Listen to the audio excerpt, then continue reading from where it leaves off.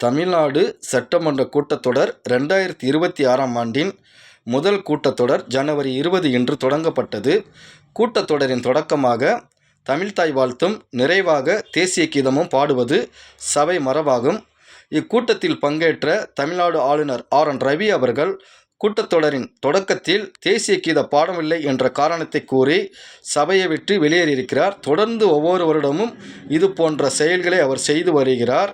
சபை மரபுகளையும் சட்ட விதிமுறைகளையும் அவர் தொடர்ந்து அவமதித்து வருகிறார். இச்செயல் என்பது தமிழ்நாட்டையும் தமிழ்நாட்டு மக்களையும் தொடர்ந்து இழிச்செயல் செய்வதாகவும் அவமதிப்பு செய்வதாகவும் தான் காணப்படுகிறது.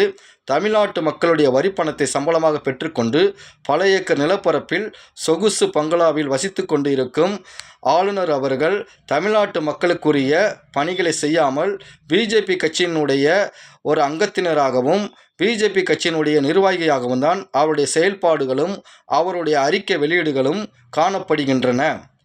அவர் பிஜேபி கட்சியினுடைய ஒரு பிரதிநிதியாக செயல்பட வேண்டுமென்றால் அவர் கட்சியில் ஒரு பொறுப்பை பெற்றுக்கொண்டு அதில் அவர்களுடைய வழி துதி பிரகாரமாகவும் அவருடைய கருத்து கோட்பாடு பிரகாரமாகவும் செயல்படலாம்.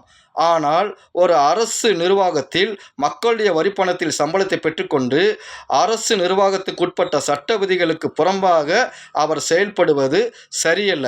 பிஜேபி ஆளுகை செய்யாத மாநிலங்களில் இது போன்ற நபர்களை கவர்னராக நியமித்து அந்த மாநிலத்தினுடைய வளர்ச்சிகளையும் அந்த மக்களுடைய நலன்களையும் பாதிக்கும் விதத்தில் பிஜேபி அரசாங்கம் இது போன்ற காரியங்களை தொடர்ந்து செய்து வருகின்றன. இதெல்லாம் நினைத்து பார்க்கும் பொழுது பேரறிஞர் அண்ணா அவர்கள் சொன்னதுதான் நினைவுக்கு வருகிறது.